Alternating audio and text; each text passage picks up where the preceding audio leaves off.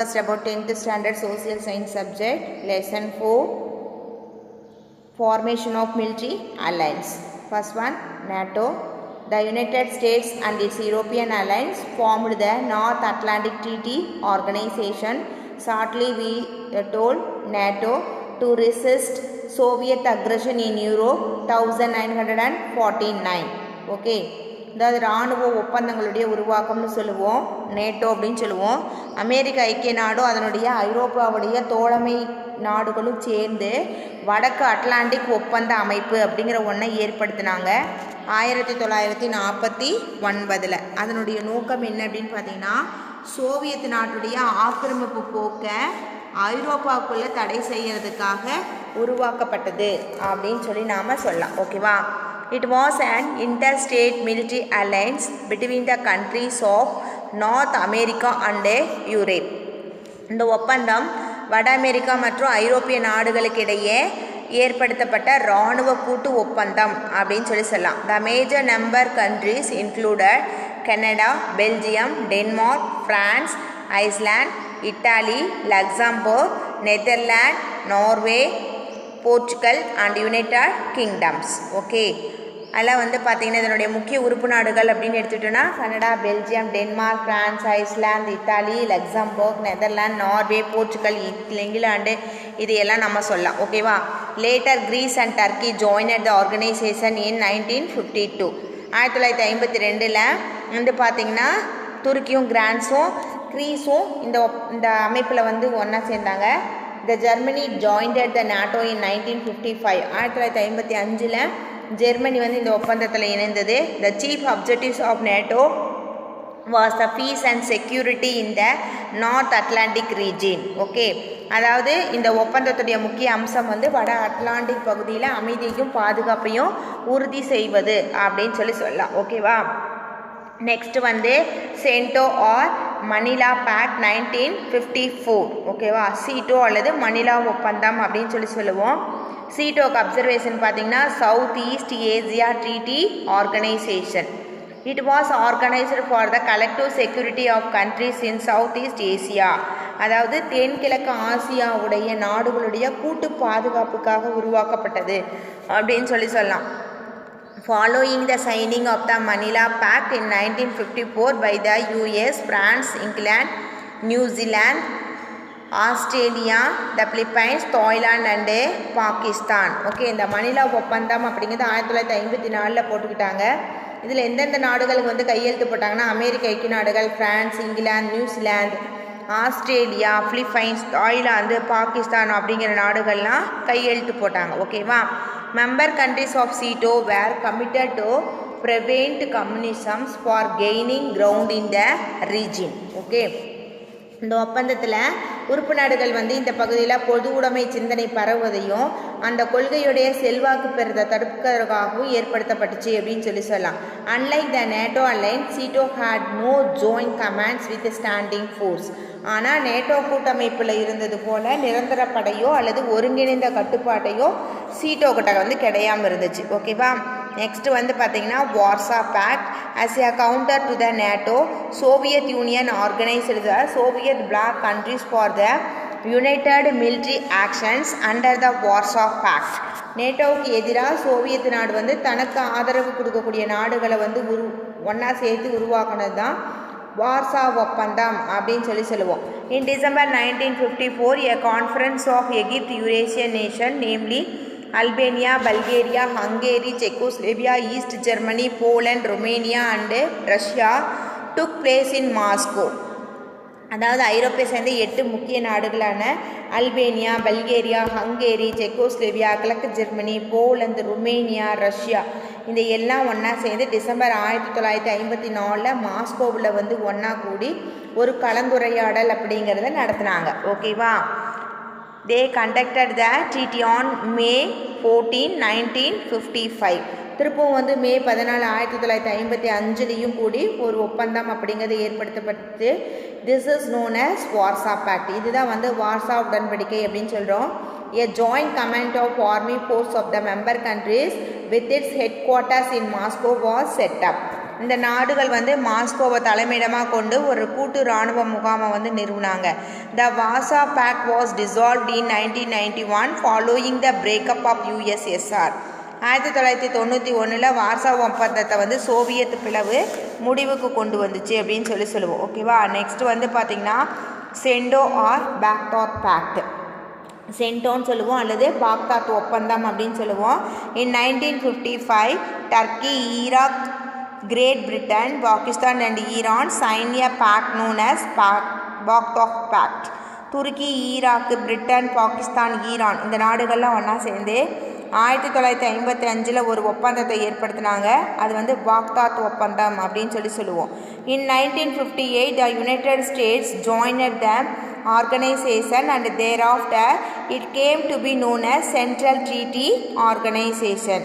அமெரிக்க ஐக்கிய நாடுகள் வந்து இந்த ஒப்பந்தத்தில் 1958 இணைஞ்சதோட இந்த ஒப்பந்தத்தை வந்து மத்திய உடன்படிக்கை அமைப்பு அப்படின்னு அழைக்க ஆரம்பித்தாங்க. This treaty was open to any Arab nation desiring peace and security in the region. இந்த ஒப்பந்தம் வந்து அமைதியும் பாதுகாப்பும் விரும்பக்கூடிய அனைத்து அரபு நாடுகளுக்கும் திறந்து இருப்பதாக அறிவிக்கப்பட்டுச்சு. சென்டோ வாஸ் டிசால்வ்ட் இன் 1979. ஆனால் இருந்தாலும் இந்த ஒப்பந்தம் 1979 கலைக்கப்பட்டது அப்படின்னு சொல்லலாம். ஓகேவா. நெக்ஸ்ட் வந்து பார்த்திங்கன்னா Korean war. The Korean war made the gold war really hot. கொரிய போர் அப்படிங்கிறது பனிப்போரை மேலும் சூடு பிடிக்க வச்சுச்சு அப்படின்னு சொல்லுவோம்.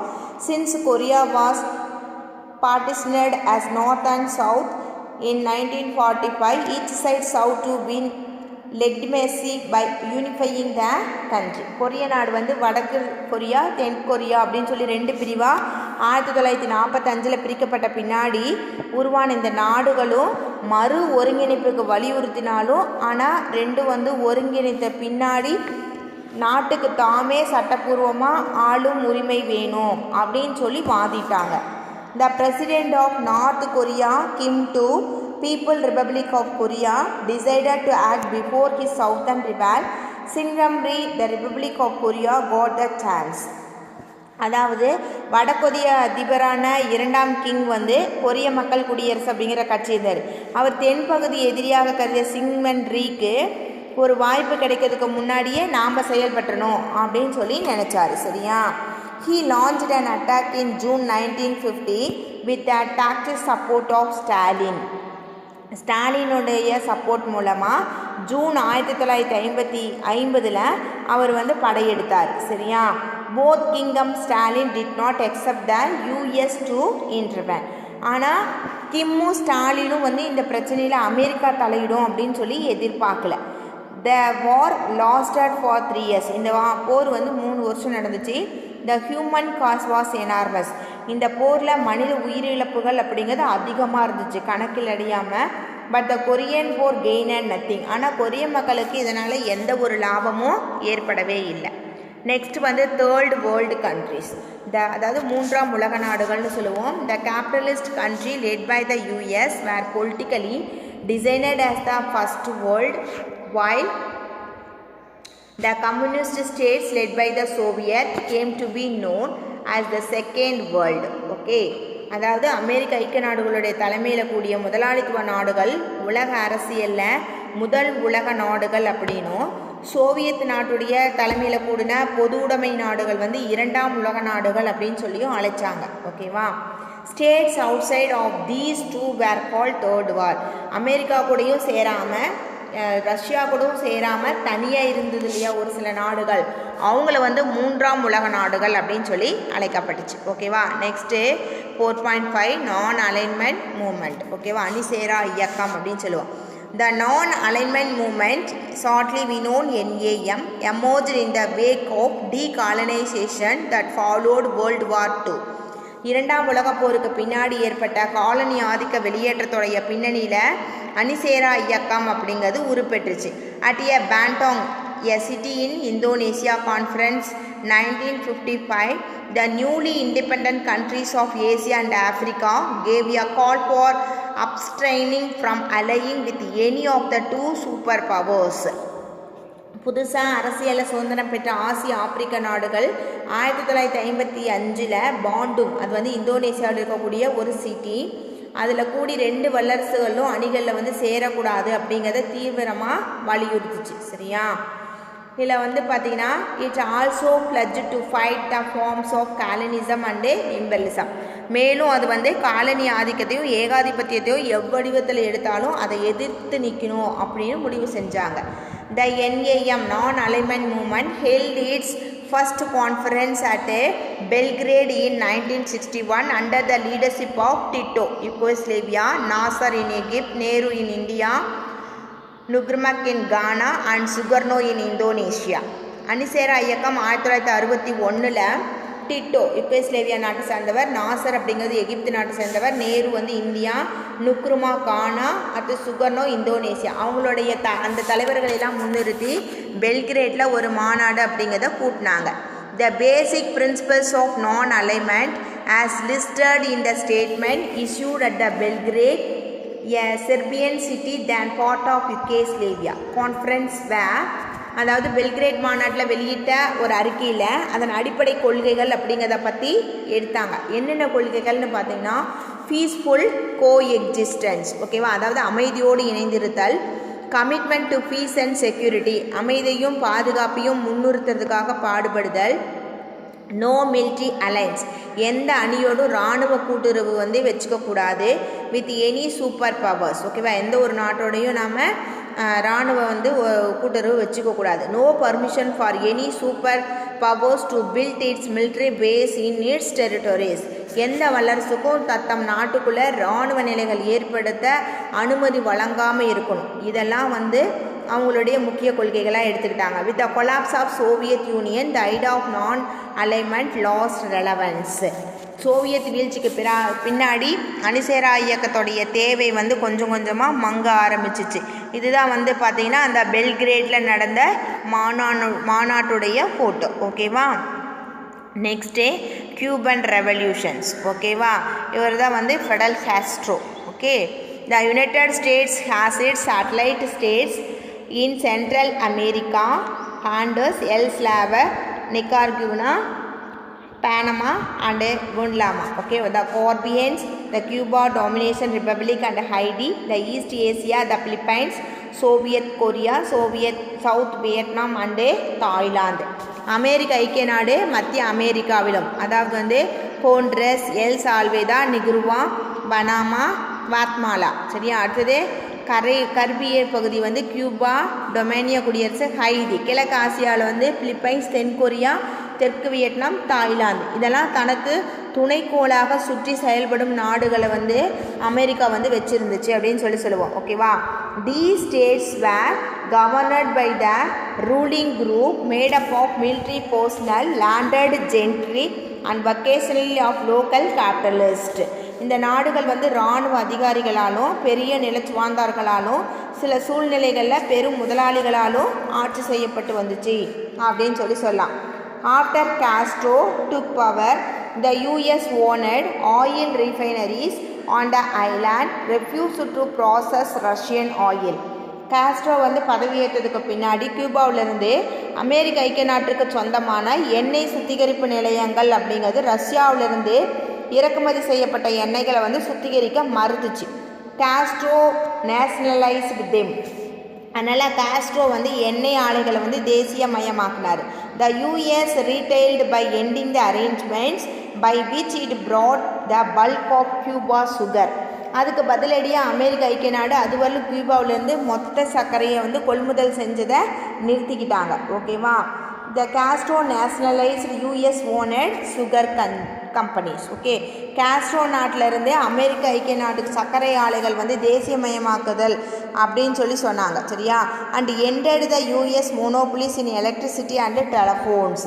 அந்த தேசியமயமாக்குவதன் மூலமாக மின்சார விநியோகத்திலையும் தொலைபேசி வசதிகள் ஏற்படுத்துறதுலையும் அமெரிக்க ஐக்கிய நாடுகளுக்கு வந்து ஏகபோக முடிவுக்கு வந்து உரிமைக்கு வந்து முடிவு கொண்டு வர முடிவு பண்ணாங்க. சரியா. All these gravely threatened American economic interest. இதனால் அமெரிக்கா பொருளாதாரத்துக்கு வந்து ஒரு அச்சுறுத்தல் அப்படிங்கிறது ஏற்பட்டுச்சு. Next Cuban missiles crisis. In April 1961, while landing an army of Cuban exiles on the island of Bay of Pigs and the US bombed Cuban airfield with the objective of overthrowing Castro's regime. கியூபாவிலிருந்து வெளியேற்றப்பட்ட மக்களை கொண்ட ஒரு படையை fix வளைகுடாவில் April 1961 இறக்கிய அதே வேளையில் காஸ்ட்ரோவில் வந்து ஆட்சிக்கு முடிவு கொண்டு வரும் நோக்கத்தோடு அதன் விமான தாக்குதல் தளங்களை வந்து அமெரிக்க ஐக்கிய நாடுகள் வந்து குண்டு வீசி தாக்குச்சு. ஓகேவா? The Kennedy government had received the intelligence that the USSR was secretly installing nuclear missiles in Cuba. Okay, அதாவது அமெரிக்காவுடைய போர்க்கப்பல்கள் வந்து கியூபாவை சுற்றி வளைச்சின. சோவியத் நாடு வந்து கியூபாவில் அணுசக்தியோடு இணைக்கப்பட்ட ஏவுகணைகளை ரகசியாக நிறுவப்போவதா கென்னடி தலைமையிலான அமெரிக்க அரசுக்கு உளவுத்துறை வந்து தகவல் கொடுத்துச்சு. ஓகேவா? Finally the Soviet president Khrushchev agreed to withdraw the missiles and thus the missiles crisis was diffused. இறுதியாக சோவியத் நாட்டுடைய குடியரசுத் தலைவர் குருசேவ் ஏவுகணை வந்து திரும்ப பெறதுக்கு வந்து உறுதியளித்ததுனால பிரச்சனை வந்து முடிவுக்கு வந்துச்சு. even though the two sides reached an agreement. கடைசியாக வந்து ரெண்டு தரப்பினருக்கு இடையில ஒரு உடன்படிக்கை அப்படிங்கிறத ஏற்படுத்த முடிவு பண்ணாங்க. The Soviet Union removed the missiles from Cuba on and understanding that the US would never invade Cuba again. அமெரிக்க ஐக்கிய நாடு கியூபா மீது எப்போதும் போர் தொடுப்பதில்லை அப்படிங்கிற நிலைப்பாட்டை உறுதி செய்ததுனால சோவியத் நாடு வந்து ஏவுகணைகளை கியூபாவிலேருந்து அகற்றுச்சு. Next 4.7 Arab-Israel War. The Treaty of Versailles in 1919 had provided for mandates in Turkey's Arab Emperor. வெர்சலைஸ் உடன்படிக்கை 1919 மூலமாக துருக்கிய அரபு பேரரசை உருவாக்க நிர்பந்திக்கப்பட்டுச்சு. ஓகேவா? த France was given the mandate for Syria and Lebanon, the Britain for Iraq, Palestine and Jordan. France நாடு வந்து சிரியாவையும் லெபனையும் ஒருங்கிணைக்கிறதுக்காகவும், Britain நாடு ஈராக், பாலஸ்தீன், ஜோர்டான் ஆகிய நாடுகளை ஒருங்கிணைக்கிறதுக்காகவும் ஒரு ஏற்பாடு செய்யப்பட்டுச்சு. These arrangements upset the Arabs since they had expected independence at the end of World War I. முதல் உலகப் போருக்கு பின்னாடி சுதந்திரத்தை எதிர்பார்த்த அராபியர்கள் இவ்வேற்பாட்டால் வந்து அதிர்ச்சி அடைஞ்சாங்க.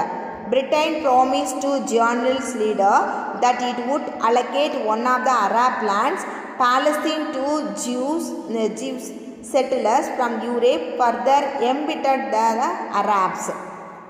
சியோனிய இயக்க தலைவர்களும் பிரிட்டன் நாடு பாலஸ்தீன பகுதிகளை யூத குடியிருப்புகளுக்கு வழங்குறதுக்காக உறுதியளிச்சது அப்படின்னு சொல்லி நாம் சொல்லலாம். ஓகேவா?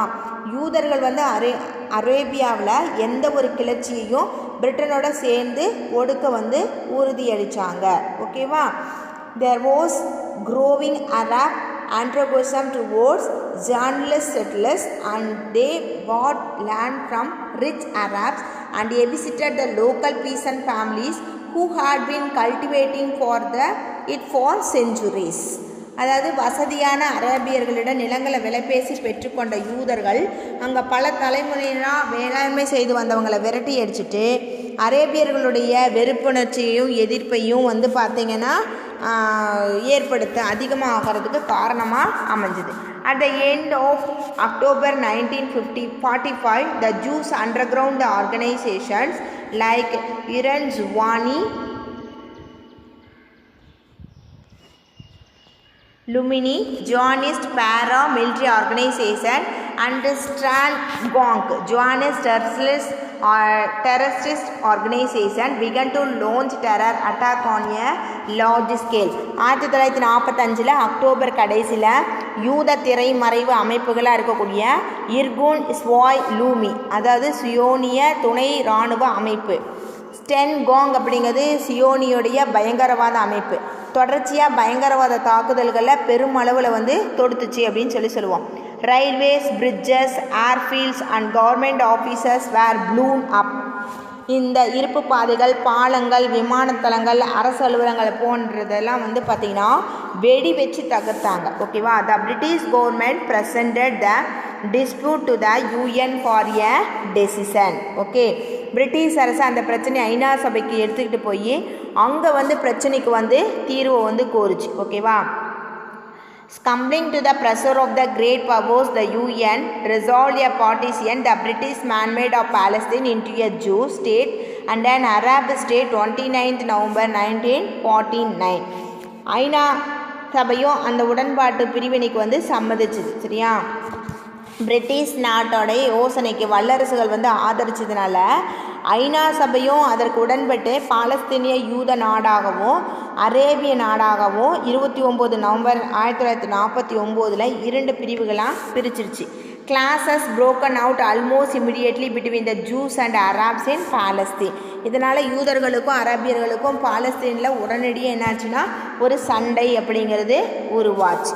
இப்போ அடுத்து பார்த்திங்கன்னா Zionist movement in Palestine. The ancient home of Jews, only a few thousand Jews were living in 1900.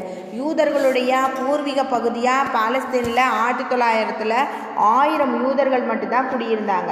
Some 15 million were scattered around Europe and North America. இவ்வினத்தினர் அதாவது யூதர்கள் அப்படிங்கிறவங்க 15 மில்லியன் மக்கள் ஐரோப்பாவிலும் வடக்கு அமெரிக்காவிலையும் பரவி இருந்தாங்க. This is referred as to the diaspora. இதை புலம்பெயர் சமூகம் அப்படிங்கிறது சொல்லப்பட்டுச்சு. In 1896, Theodor Herzl, a Viennese journalist, published a pamphlet called The Jew State, in which they called for the creation of the Jews' national home. வியன்னாவுடைய பத்திரிகையாளராக இருந்த Theodore Herschel அப்படிங்கிறவர் யூதநாடு என்ற பெயரில் 1896 ஒரு துண்டு பிரசுரத்தை வெளியிட்டார். ஓகேவா? The next year in 1897 the World Journalist Organization were found. அதுக்கு அடுத்த ஆண்டே 1897 உலக சியோனிய அமைப்பு அப்படிங்கிற ஒன்று உருவாக்கப்பட்டுச்சு. The Israel's own control of the main road to Jerusalem and successfully repulsed repeated Arabs attack. இஸ்ரேலியர்கள் ஜெருசலத்துக்கு செல்றதுக்கு முக்கிய சாலைகளை கைப்பற்றிய பின்னாடி அதை மீட்க ஐரோப்பியர்கள் மேற்கொண்ட பல முயற்சிகளையும் வெற்றிகரமாக முறியடித்தாங்க. As a result, a separate armistice agreements 1947 February to June between Israel and each of the Arab states, a temporary frontier was fixed between Israel and its neighbors. இஸ்ரேலுடன் அரபு நாடுகள் தனித்தனியாக 1947 பிப்ரவரி முதல் ஜூன் வரையில் ஏற்படுத்தி கொண்ட அமைதி உடன்படிக்கையின் கீழே இஸ்ரேலுக்கும் அதன் பக்கத்து நாடுகளுக்கு இடையே தற்காலிகமான எல்லை அப்படிங்கிறது நிர்ணயிக்கப்பட்டுச்சு. In Israel the war is remembered as its war of independence. அதாவது இந்த இஸ்ரேலை பொறுத்தவரையிலும் இந்த காலகட்டத்தில் பார்த்தீங்கன்னா நிகழ்ந்த போர்கள் எல்லாமே சுதந்திரத்துக்காக போரிட்ட மாதிரி அவங்களுக்கு தெரிஞ்சுது. இந்த Arab world it is treated as the Nakba. ஓகேவா? கேஸ்டோபோன் அப்படின்னு சொல்லுவோம். As a large number of Arabs became refugees. அது அரேபியர்கள் பொறுத்த மட்டும் பலரும் இந்த போல் அகதிகளாக இடம்பெயர வேண்டியிருந்ததுனால இதை நக்பாக் அதாவது பேரழிவு அப்படின்னு கருதலாம். ஓகேவா? Israel was admitted into the UN immediately much against the wishes of Arabs. அரேபியர்களை எதிர்ப்பை மீறி இஸ்ரேலுக்கு உடனடியாக ஐநா சபை உறுப்பினர்கள் அப்படிங்கிற அந்தஸ்து வழங்குச்சு. ஓகேவா? அடுத்து Swiss canal crisis in 1956. In Egypt, in a COP in 1952, Colonel Nasser became its president. எகிப்தில் 1952 நிகழ்ந்த ஒரு இராணுவ கிளர்ச்சியின் மூலமாக கர்னல் நாசர் அப்படிங்கிற ஒரு குடியரசுத் தலைவராக ஆக்கப்பட்டார். ஓகேவா? In 1956, he nationalized the Suez Canal, which undermined the British interest. அதாவது 1956 ஆண்டு பார்த்தீங்கன்னா சூயஸ் கால்வாய் அப்படிங்கிறது தேசியமயமாக்கப்பட்டுச்சு. With the failure of diplomacy Britain and France decided to use force. இதனால் பிரிட்டிஷாருடைய நல்லெண்ணத்துக்கு விரோதமாக தெரிஞ்சிச்சு அப்படின்னு சொல்லலாம். சரியா? Israel saw this as an opportunity to open the Gulf of Aqaba to Israeli shipping and put a stop to Egyptian border raids. அதாவது ராஜதந்திர பிரயோகங்கள் அப்படிங்கிறது பலனளிக்காத நிலையில் பிரிட்டனும் பிரான்ஸும் இணைஞ்சி இராணுவ பலத்தை அதிகரிக்க முயற்சி பண்ணாங்க. ஓகேவா. இந்த சூழலில் வந்து தனக்கு ஒரு வாய்ப்பு இருப்பதாக கருதி இஸ்ரேல் வந்து தனது கப்பல் போக்குவரத்துக்கு வசதியாக அக்கபா அப்படிங்கக்கூடிய வளைகுடாவை திறந்து விட்டதோட அதன் மூலமாக எகிப்துடைய எல்லை மீறிய செயலுக்கு வந்து ஒரு முற்றுப்புள்ளி வைக்கணும் அப்படின்னு சொல்லி யோசிச்சாங்க. ஓகேவா. On 29th October Israeli force invaded Egypt. இஸ்ரேலிய படைகள் அப்படிங்கிறது அக்டோபர் 29 எகிப்து மீது படையெடுத்துச்சு. ஓகேவா. Britain used this opportunity to demand that its troops be allowed to occupy the canal zone to protect the canals. Okay. இந்த வாய்ப்பை பயன்படுத்தி நினைத்த பிரிட்டன் வந்து தனது படைகளை கால்வாயை காப்பாற்றும் வகையில் நிறுத்தி வைக்கிறதுக்காக அனுமதி கோருச்சு. சரியா. Egypt refused. ஆனால் எகிப்து என்ன பண்ணாங்க, மறுத்துட்டாங்க. And on 31st October Britain and France bombed Egyptian airfields and other installations as well as Suez Canal areas.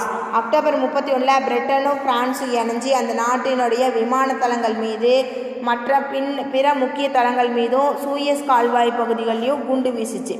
However, under pressure of world opinion, Britain and France ended hostilities on 6th November. எனினும் உலக நாடுகளுடைய வற்புறுத்தின் பேரில் November 6 பிரான்ஸும் பிரிட்டனும் தங்களுடைய எதிர்ப்பை வந்து நிறுத்திக்கிட்டாங்க. India represented by Nehru played a crucial role in resolving the crisis. India வந்து பிரதிநிதித்துவப்படுத்தப்பட்ட நேரு இந்த பிரச்சனைக்கு வந்து முடிவு கட்ட ரொம்ப அரும்பாடுபட்டார், சீரிய பங்காற்றினார் அப்படின்னு சொல்லி நாம் சொல்லலாம். ஓகேவா. நெக்ஸ்ட் அரப் இஸ்ரேல் வார் 1967.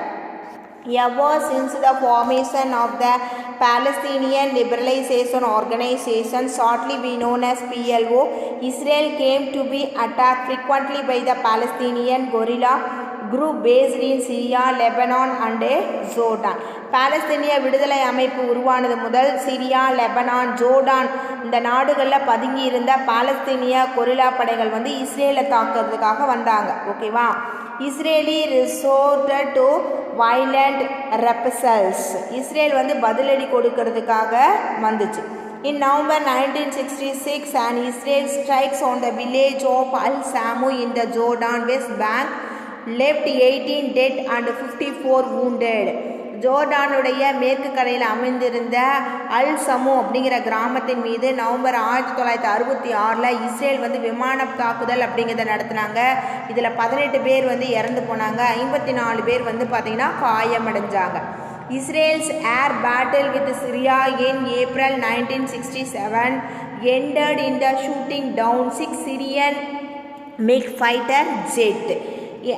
ஏப்ரல் 1967 நடந்த வான்வழி தாக்குதலில் 6 சிறிய மிகரக போர்கள் விமானங்கள் வந்து சுட்டு வீழ்த்தப்பட்டுச்சு அப்படின்னு சொல்லலாம்.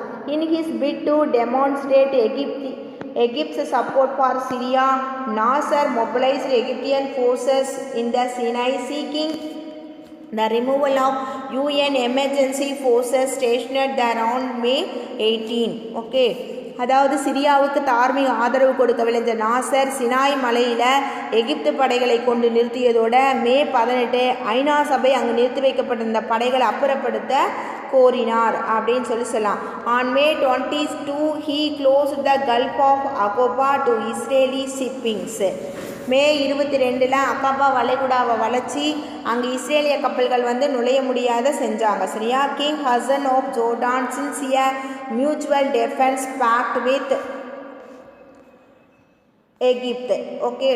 அதாவது வந்து பார்த்தீங்க அப்படின்னா ஜோர்டானுடைய மன்னர் ஹியூசன் அப்படிங்கிற ஒரு எகிப்தோட பரஸ்பர இராணுவ ஒப்பந்தங்களை வந்து ஏற்படுத்திக்கிட்டார். ஓகேவா.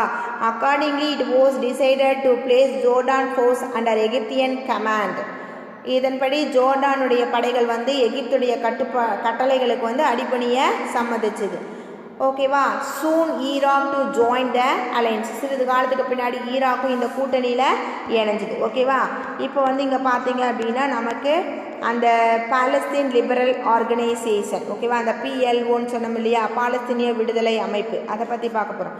It is an umbrella political organisation representing the world Palestinians, all Arabs and their descendants who lived in mandated Palestine before the creation of the state of Israel in 1948. Israel அப்படிங்கக்கூடிய தேசம் 1948 உருவாகிறதுக்கு முன்னாடி பாலஸ்தீனில் வாழ்ந்த அராபியர்களும் அவர்களுடைய வம்சாவளிக்கும் உருவாக்கப்பட்ட ஒரு பரந்த அமைப்பாக இது இருந்தது. It was formed in 1964 to federate various Palestinian groups that previously had operated as Palestine resist movements. 1900 அதாவது ரகசியமாக செயல்பட்டு வந்த எதிர்ப்பு இயக்கங்கள் தங்களை ஒருங்கிணைக்கிறதுக்காக 1964 உருவாக்கப்பட்டதான் இந்த பாலஸ்தீனிய விடுதலை அமைப்பு அப்படின்னு சொல்லுவோம். Yasser Arafat was is prominent most leader. ஓகேவா, இந்த அமைப்புடைய முக்கியமான தலைவர் யார் அப்படின்னு பார்த்தீங்கன்னா யாசர் அரஃபத் அப்படிங்கிறவர். சரியா, இவர் தான் அந்த யாசர் அரஃபத் அப்படிங்கிறவர். இவரை பற்றி பார்க்கணும் அப்படின்னு பார்த்தீங்கன்னா 1924 to 2004. ஓகேவா, in 1969 Yasser Arafat became the chairman of the PLO's executive committees, a position he held until his death in 2004. Yasar Arafat அப்படிங்கிறவர் பாலஸ்தீனிய விடுதலை அமைப்புடைய செயற்குழுவிற்கு 1969 தலைமை ஏற்று 2004 அவர் இறக்குறவர்களும் அந்த பொறுப்பில் இருந்தார். Yasser Arafat was appointed commander-in-chief of the Palestinian Arab guerrilla forces in September 1970. September 1970 அனைத்து பாலஸ்தீனிய அரபு கொரில்லா போர்களுக்கும் முதன்மை தளபதியாக யாசர் அரஃபத் அப்படிங்கிறவர் நியமிக்கப்பட்டிருந்தார். Wearing a disguised pistol and carrying on olive branch and dressed in a military uniform, his appearance raised world awareness in the Palestinian cause. இவர் பார்த்தீங்கன்னா ஒரு தலைப்பாகையுடனும் மறைவாக அவர் வச்சிருந்த துப்பாக்கியும் ஆலிவ் மரக்கிளைகளுடைய பகுதியும் அவர் தம்முடைய இராணுவ சீருடையும் காண்போருடைய மனசில் பாலஸ்தீனிய பிரச்சனையுடைய அந்த தீவிரத்தை நினைவூட்டுவதாக அமைஞ்சது அப்படின்னு சொல்லலாம். Arafat was elected by the Central Council of the PLO as the first president of the State of Palestine on April 2, 1989. Our April 2, 1989 அன்று பாலஸ்தீனிய விடுதலை அமைப்பின் நடுவண் குழுவினால் பாலஸ்தீனிய தேசத்துடைய முதல் அதிபராக தேர்ந்தெடுக்கப்பட்டார் அப்படின்னு சொல்லி நாம் சொல்லலாம். ஓகேவா, நெக்ஸ்ட் பார்த்தீங்கன்னா Arab Israel war 1973. Okay, Egypt and Syria under the presidents Anwar Sadat and Hafez al-Assad respectively concluded a secret agreement in January 1973 to bring their armies under one command. தங்களுடைய படைகளை ஒரே கட்டுப்பாட்டுக்குள்ளே கொண்டு வரக்கூடிய நோக்கத்துக்காக எகிப்துடைய அதிபர் அன்வர் சாத்தும் சிரியாவுடைய அதிபர் ஹபீஸ் அல் ஆசாத் அப்படிங்கிறவர்களும் ஜனவரி 1973 ஒரு ரகசிய ஒப்பந்தம் அப்படிங்கிறத ஏற்படுத்திக்கிட்டாங்க. Sadat offered the Israel a peace deal if they withdrew from Sinai. Sadat அப்படிங்கிறவர் சினாய் மலையை விட்டு இஸ்ரேல் விலகினால் தாம் ஒரு உடன்படிக்கைக்கு தயாராக இருப்பதாக தெரிவித்தார். Egypt and Syria launched a sudden and surprise attack on the Yom Kippur religious holidays on 6th October 1973. ஓகேவா, ஆனால் இதுக்கு இஸ்ரேல் இணங்கலை. அதனால எகிப்தும் சிரியாவும் யோம் கிப்பூர், அதாவது அது சமய விடுமுறை, ஓகேவா, ஒரு ரிலீஜியனுக்காக கொண்டாடக்கூடிய விடுமுறை, அது அக்டோபர் 6, 1973 யாரும் எதிர்பார்க்காத ஒரு நேரத்தில் திடீர் தாக்குதலை இஸ்ரேல் மீது நடத்தினாங்க. ஓகேவா, though Israel suffered heavy casualties it finally pushed back the Arabs force. இந்த தாக்குதலில் இஸ்ரேல் கடும் பின்னடைவை சந்தித்த போதிலும் அராபிய படங்களை புறந்தள்ள முடிஞ்சிச்சு. Arabs gained nothing out of this war too. ஆனால் இந்த போர்னாலையும் அராபியர்களுக்கு எந்த விதமான ஒரு லாபமும் கிடையாது. By way of meditation the US succeeded in asserting it hegemony over the region and its oil. இந்த பிரச்சனையில் நடுவராக செயல்பட்டுக்கிட்டு இருந்தக்கூடிய போர்வையில் அமெரிக்க ஐக்கிய நாடு தனது ஆதிக்கத்தை அரபு நாடுகள் மீதும் அங்கே அமையப்பட்டிருந்த எண்ணெய் கிணற்று மீதும் நிறுவுச்சு. ஓகேவா, today class is over now. Tomorrow we discuss the continuation of this lesson. Thank you one and all. Thank you.